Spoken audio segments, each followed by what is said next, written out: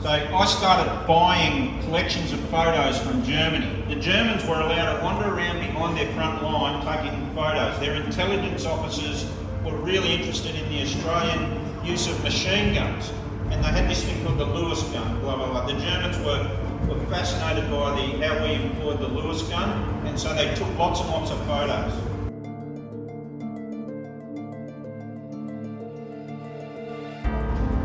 See in this photo here, this is one that I got, again, quite cheaply. It says Strasse in Fromelles in German, right? And this is the main street of Fromelles. Looks a bit like Gympie on a bad day. You can see the roads are probably a bit better than Gympie at the moment. Anyway, we're looking at these photos for any clue as to what might have happened to the Missing of Fromelles. And this one, you know, is part of a big piece of a jigsaw that we didn't know what the jigsaw even looked like at the time. This is the clue. Can you see that? It's a little light railway track.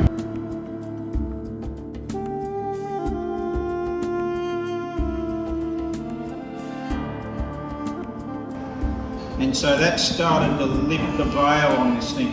And so the Army History Unit got told, fix this men, fix it.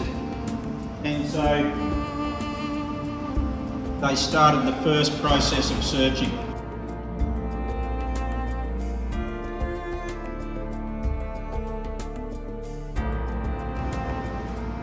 Okay, he found two distinctly Australian objects.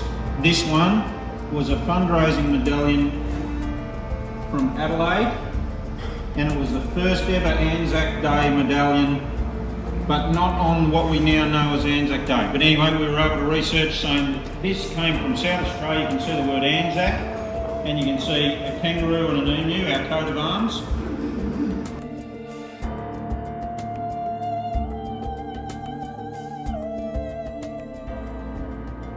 This house is still standing in the town of Alberton, just 2 kilometres from where I was born. This is my great-great-grandmother. She's holding the hands of Harry Willis. And so Harry was never meant to go off to war. He was the youngest, he was underaged at the time, and he'd already had 3 brothers that had enlisted by the time he enlisted.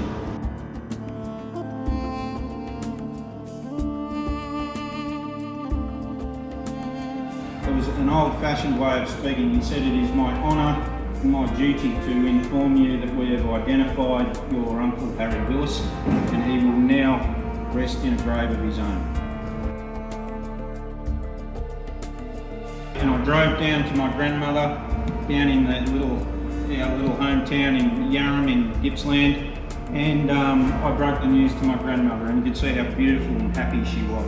So that was a lifetime of generational loss and grief that was able to be put away that day. And Nan died, about a month later, but she died knowing, which is a gift that I was able to give her, but so many other mothers and nieces, etc., never got from the battle.